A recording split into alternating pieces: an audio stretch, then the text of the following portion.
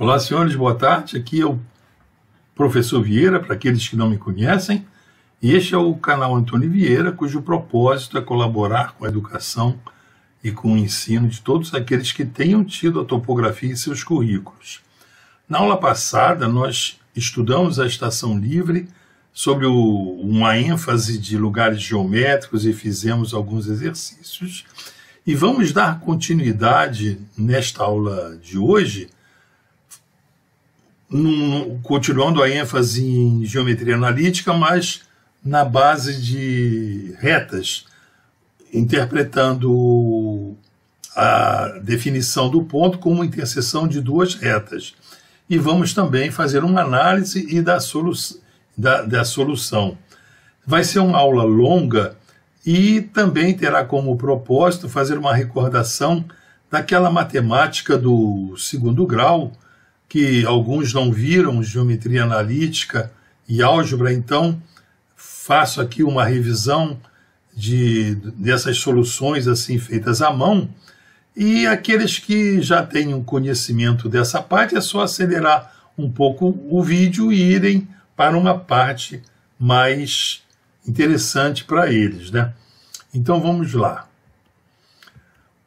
O problema da interseção da estação livre é o que está escrito aqui. De um ponto P desconhecido, nós medimos distâncias para duas estações conhecidas e o ângulo formado entre elas. Essas duas distâncias medidas com a estação total são distâncias inclinadas, então a distância zenital também tem que ser medida para que essas distâncias sejam reduzidas ao horizonte. E esse ângulo alfa entre as estações, nós já falamos sobre a necessidade desse ângulo na aula passada, e aqueles que querem e não se lembram, revejam, por favor, a aula passada, né? Nas aulas passadas, nós vimos aquela solução mais orientada para topografia, para a maneira clássica de se resolver em topografia.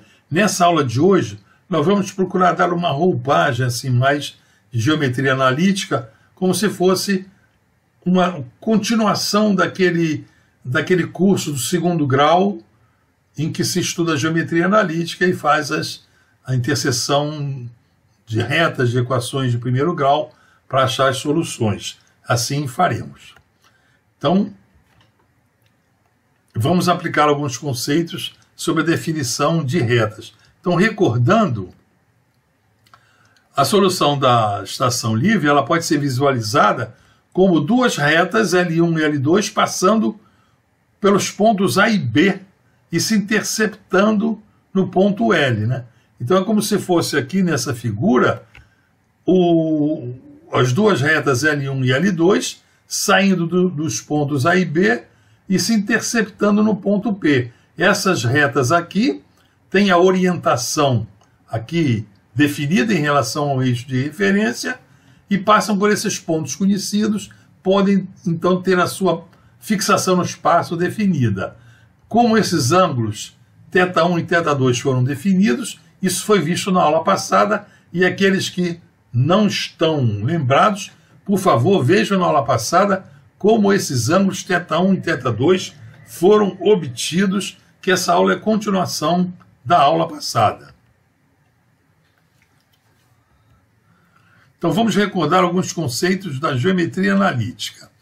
Vamos inicialmente ver equações de uma reta definida por dois pontos. Então nós temos aqui dois pontos conhecidos por suas coordenadas, ponto 1 e ponto 2, ponto 1 com coordenadas x1 e y1, aqui no plano cartesiano, ponto 2 com suas coordenadas x2 e y2.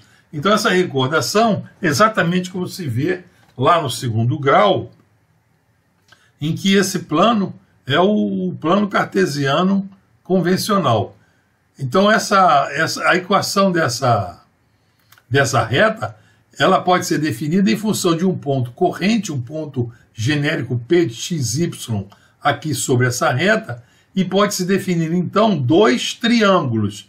Esse triângulo grande que eu estou mostrando aqui com o meu cursor, e o triângulo pequeno aqui, no ponto 2, aqui que eu estou definindo com o meu cursor. Então esses dois triângulos são semelhantes.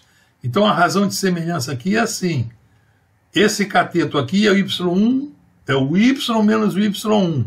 O y é a ordenada desse ponto P. E o x é a abscissa é a ordenada do ponto 1. Então y menos o y1, e analogamente esse outro cateto vai ser o x menos o x1.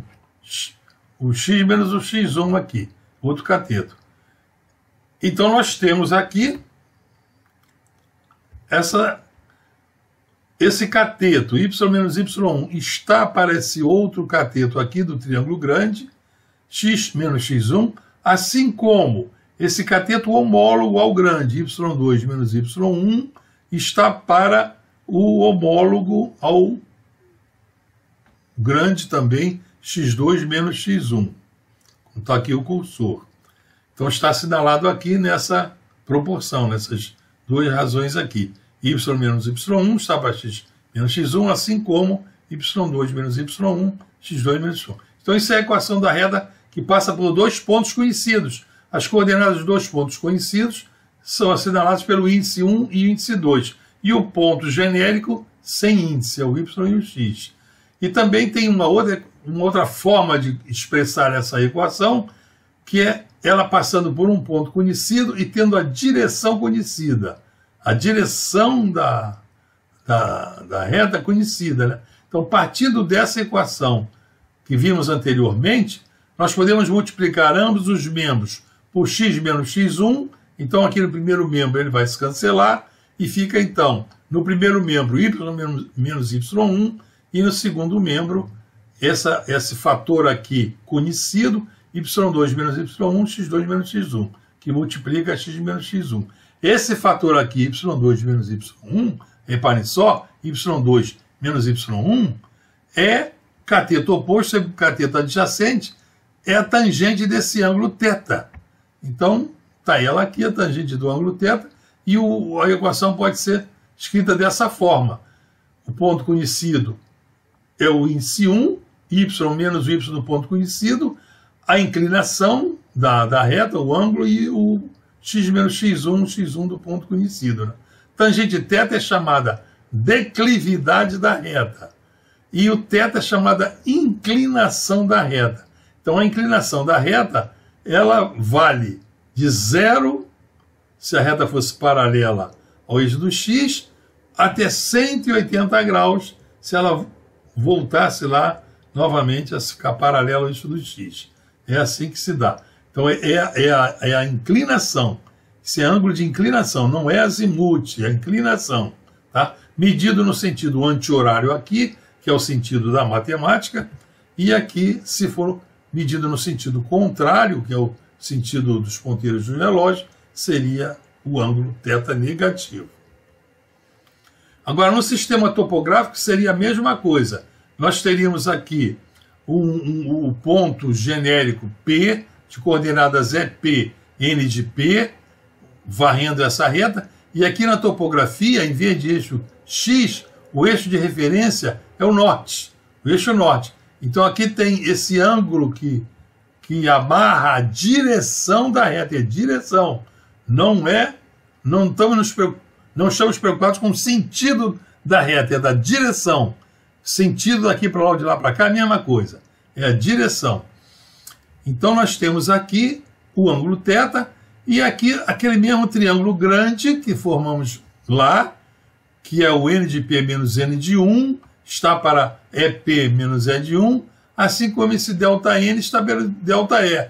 O ΔN menos ΔE é o E2 menos E', e o ΔN é o N2 menos N'. Então aqui na topografia, né, no sistema topográfico, uma reta definida por dois pontos conhecidos. A outra reta que passa por um ponto conhecido, esse ponto 1 aqui, por exemplo, de coordenadas E1 e N1, e tem esse ângulo θ conhecido, que é dado pela tangente dele, é o ΔE sobre ΔN, a tangente desse ângulo aqui, que é igual a esse ângulo, são ângulos correspondentes, ficamos então assim aqui com a declividade da reta e esse ângulo θ é a inclinação da reta. Nesse caso aqui da topografia, ele é medido, ele cresce no sentido horário. Já vimos na aula passada. Então vamos fazer alguns exercícios da topografia, mas bem com o sabor do segundo grau.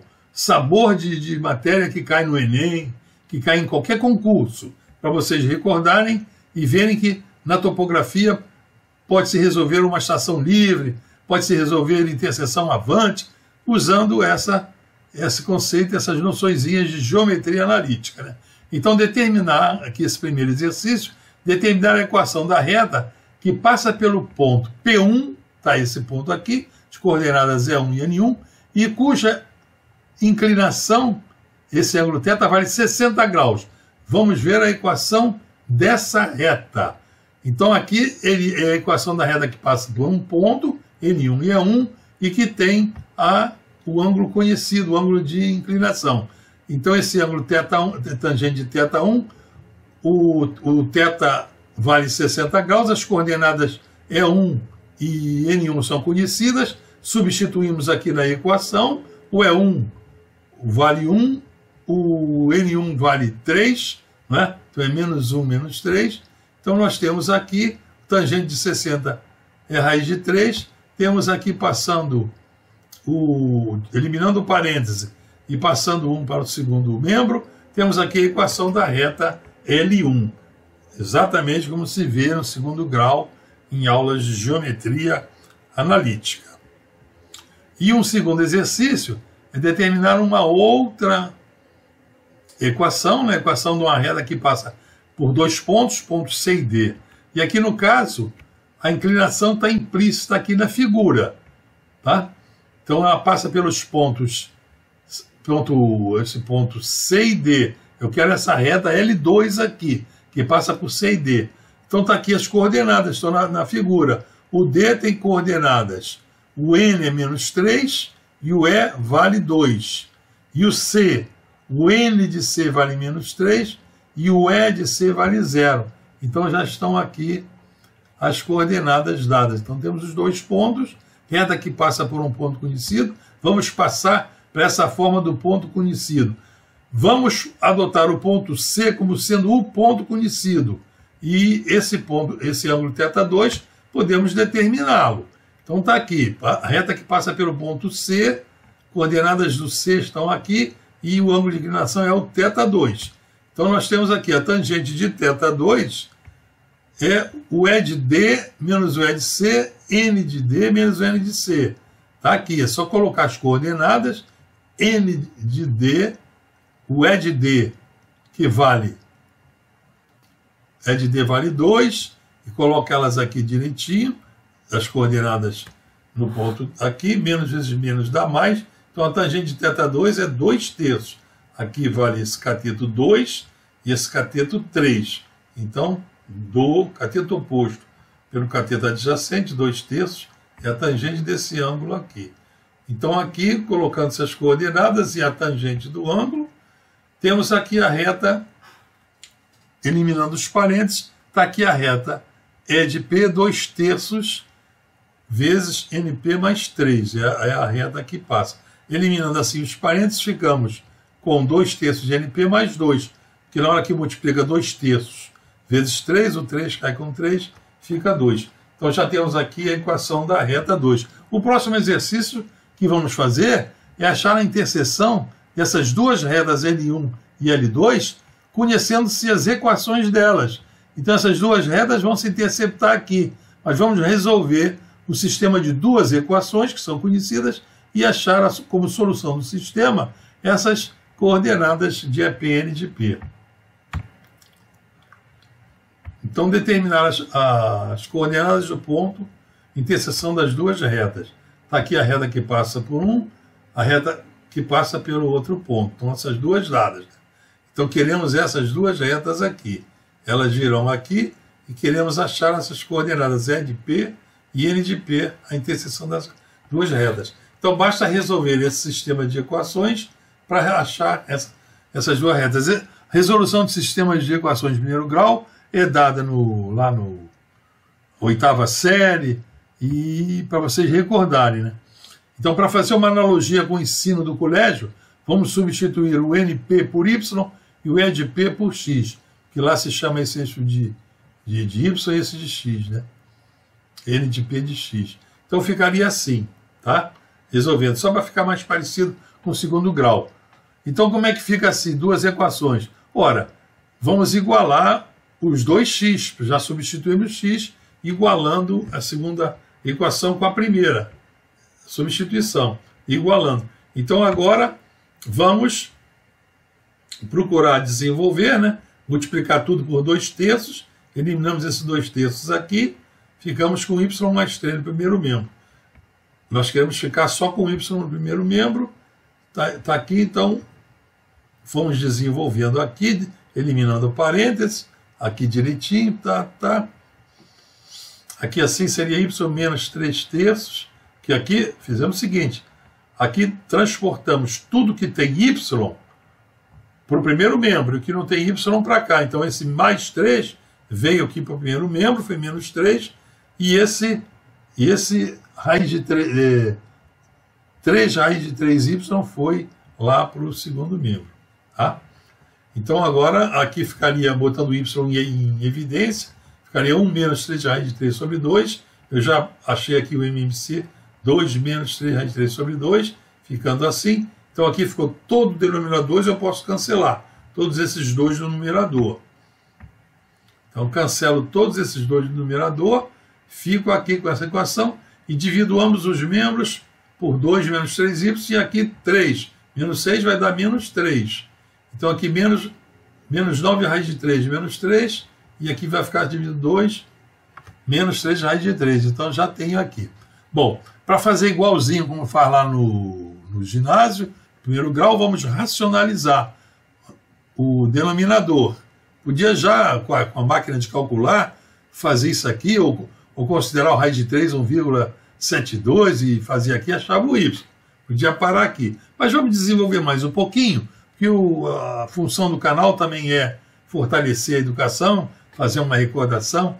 Então, vamos fazer isso, que a geometria analítica, a álgebra, toda essa matemática é muito importante para o ensino da topografia. Então, no denominador, temos que racionalizar. Então, nós temos aqui o produto de uma soma por uma diferença. Olha.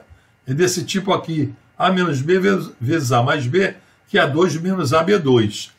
Então, vai ser a diferença de seus quadrados.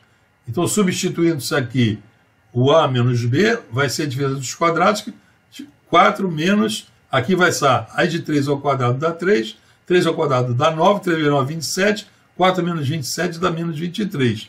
E no numerador, nós temos que fazer o produto desses dois binômios. Então, arruma-se ele assim e faz-se esse produto assim, desse termo vezes esse, vezes aquele, botado aqui. Então, 2 vezes menos 3 menos 6, 2 vezes menos 9, menos 18, raiz de 3. Aqui, mais vezes menos dá menos, 3 vezes 3 vezes 3 dá 9, raiz de 3, e aqui esse vezes esse vai dar 81. Raiz de 3 dá 3, 3 vezes 9 vezes 3 dá 81. Então, somando, esse menos 6 com menos 81 dá menos 87, e aqui menos 18 com menos 9 dá menos 27. Então, ficaria assim, o y dá 5,8. Considerei aqui aproximado já. Bom, tendo o y, leva-se o y na outra equação, numa das outras, e se tem o valor de x. Ó. Aqui, eliminei primeiro aqui o parêntese, e agora substituí o y pelo valor de 5,8. Multiplicando aqui, fazendo as contas, deu 5,9. Então, a interseção das duas retas, são as coordenadas do ponto P, vai dar o n 5,9 e o e 5,8. Está aqui, ó, tá aqui direitinho. O n 5,9, quase 6. Eu botei aqui a grade na tela. E o e 5,8, direitinho. Então aqui é a solução. Tá vendo? Direitinho, isso aí seria. Então aqui eu fiz aqui com números pequenos, mas poderia-se usar aquele θ da aula passada e as coordenadas dos pontos A e B da aula passada, aquelas coordenadas, podia ser coordenadas UTM, esse θ, aquele θ já saiu lá na função pol, botava esse θ aqui, né, mas no caso considerando o sistema topográfico, e achava-se. É lógico que com números grandes, né, fica sujeito a muito trabalho, mas com a calculadora de bolsa até dá para fazer. Então vamos agora fazer uma solução literal. Então vamos ter uma reta L1 que passa por esse ponto N1 com inclinação θ1, essa aqui, temos ela aqui. A reta L2 que passa pelo ponto P2, E2 e N2 com a inclinação θ2, essa aqui, tá ela aqui. Então agora formando um sistema de duas equações com duas incógnitas, que é o E de P e o N de P. Formamos esse sistema, tá ela aqui. Então agora é resolver esse sistema. Vamos resolver literalmente. Então explicitamos E de P em cada equação e igualamos o E de P. Então explicitou, iguala o E de P, essa expressão igualada com essa, substituímos, o E de P saiu. Pronto. Agora vamos eliminar, fazer a distributiva, né? Fazer a propriedade distributiva, e de modo que depois vamos juntar tudo que tem NP no primeiro membro e o que não tem no segundo membro. Então está aqui, eu fazendo a distributiva, tangente de θ1 vezes NP está aqui, tangente de θ1 menos N1 menos tangente de θ1 N1, N2, tangente de θ2 NP está aqui, tangente de θ2 vezes menos N2 está aqui. Agora o que tem NP para um lado, o que não tem NP para o outro, e aqui no primeiro membro coloca-se o NP em evidência, está ele aqui em evidência, e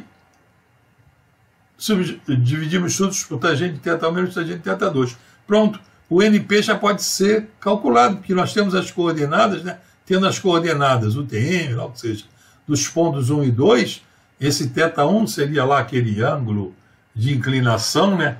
O dado lá pela a inclinação do ângulo, não é azimuth. Pelo ajuste pol direitinho, né? Não transformou em azimuth. Bota ele aqui e pronto, tem ele aqui. Bom, então agora é só pegar e levar o NP numa das outras equações. Tem a outra equação, pego o NP e jogo aqui. Se eu quisesse, eu podia jogar essa equação literal aqui e desenvolver algebricamente até eliminar tudo e ficar com dois carroções. Podia fazer. Antigamente se fazia assim e se formavam os tipos de cálculo. Então assim já pode se resolver literalmente e formar formulários de cálculo ou no Excel fazer uma planilha eletrônica e fazer direitinho assim. Ó. Antigamente fazia-se assim. Fazia-se formulários de cálculo quando já se tinha essas equações, e quando a gente ia aprender topografia, é aqui que eu queria que vocês deixassem alguns comentários. Quando eu aprendi topografia no meu curso lá de engenharia, eu fui apresentado a modelos de cálculo, tudo pronto. Naquele tempo, era até cálculo por logaritmo, tudo isso aqui, somas eram transformadas em produto para aplicar logaritmos, ou então depois avançou, tinha uma máquina que só fazia 4 operações, umas máquinas mecânicas, então tinha formulários de cálculo à máquina, de modo que a solução da interseção à reta, interseção avante, irradiação, vinham prontas em formulários de cálculo, chamado tipos de cálculo. Então nós, ao estudar topografia, aprendíamos a resolver tipo de cálculo. Íamos com o teodolito, com trena, com tudo lá no campo, medíamos as distâncias, medíamos os ângulos, e depois, em sala de aula, ou então no gabinete, quando estávamos trabalhando, tinham aqueles modelos de cálculo, também no Serviço Geográfico do Exército, no IBGE, na Marinha, tinham aqueles modelos de cálculo, chamados tipos de cálculo, e colocava-se os dados daqueles tipos de cálculo, iam-se fazendo as contas, ou por logaritmos, ou com máquinas de calcular. Na década de 70 já se fazia com pequenas calculadoras de bolso, como temos, mas o que eu quero destacar aqui com vocês é que houve um salto, houve um buraco do curso médio para o curso superior, ou do curso médio para o curso técnico de topografia ou de agrimensura, e não se deduzia as equações. Eu não vi como passou do sistema da mão esquerda, aquele sentido anti-horário, para o sentido horário de topografia. Quer dizer, não passe de mágica na topografia, já passou-se a medir o ângulo no sentido horário, e usando nas equações, não sabia nem porquê, ia se resolvendo e chegava-se já no valor. E hoje em dia, em vez de tipo de cálculo, de modelo de cálculo, tem os softwares estão aqui. Então o aluno acaba o curso médio, vai para o curso profissionalizante ou vai para o curso de engenharia, vai aprender topografia, preenche lá uns formulários, faz curso de cálculo, um modelo de cálculo. Como foi no curso de vocês? Isso que eu queria que vocês deixassem aqui um comentário. Vocês viram essa dedução de fórmulas? Aprenderam essa mudança do curso médio para o curso técnico, curso superior? Como é que passou do sistema da mão direita para o sistema da mão esquerda? Como é que passou do sentido anti-horário para o horário? Vocês viram isso? Deixem nos comentários para que todos nós tenhamos satisfaçamos essa curiosidade. Eu tenho essa curiosidade. Eu sempre fiquei grilado com aquele buraco entre o curso médio e o curso profissionalizante. Então aqui facilmente já se resolveu esse problema, né? Agora vem uma parte importante, que é a discussão da solução. Isso é importante. Quer dizer, mesmo aqueles topógrafos, aqueles estudantes de engenharia que não gostam de matemática, não querem fazer dedução de fórmulas, querem usar o software, querem fazer o modelo tipo de cálculo, tem lugar para todo mundo. Mas essa discussão da solução, vocês vão ver que vai separar o bom profissional do mau profissional. Vocês vão ver por quê. Então, ao fazer o reconhecimento, a estação livre deve ser posicionada de tal maneira que aquele ângulo alfa fique o mais próximo possível de 90 graus. Então, aqui do ponto A, mediu-se a distância para o ponto P, do ponto B, mediu-se a distância para o ponto B.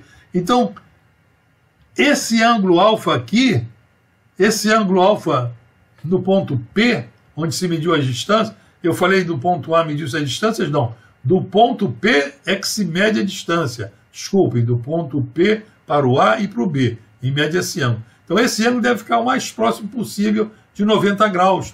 Isso aqui, nessa abordagem desta aula, estamos vendo essas duas redas se interceptarem e vamos ver já por quê.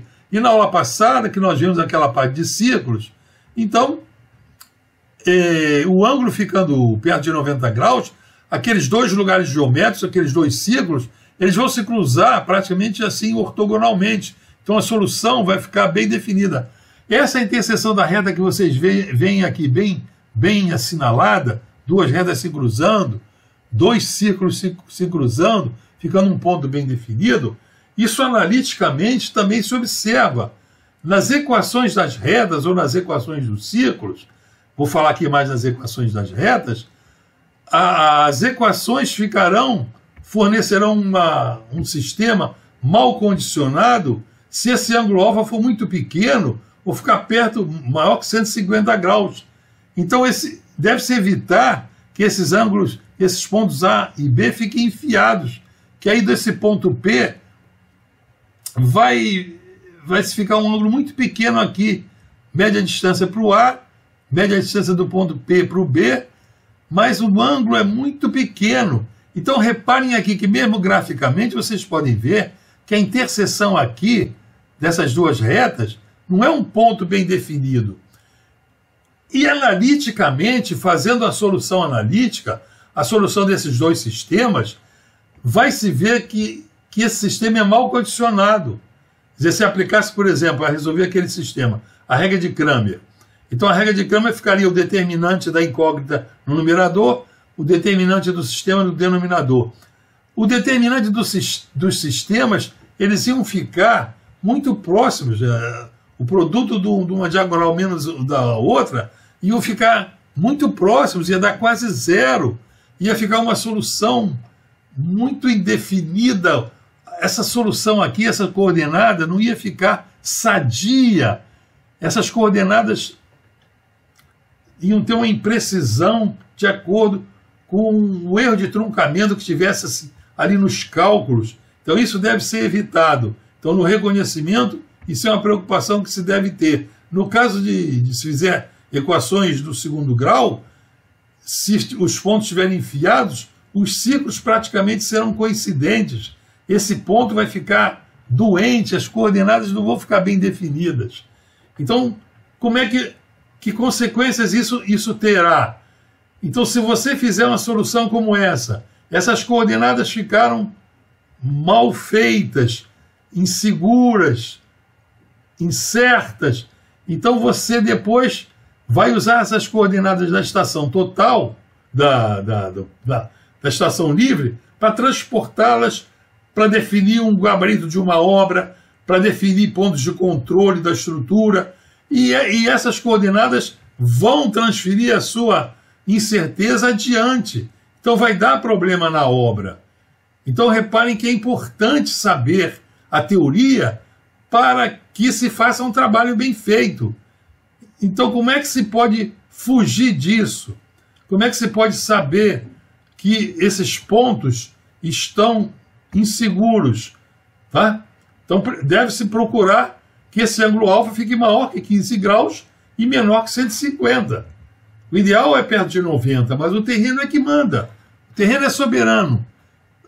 Procura-se outra posição do ponto P até ficar numa situação mais favorável do ângulo alfa. E aquele ponto P, então, como é que você poderia ver as coordenadas, a incerteza nas suas coordenadas?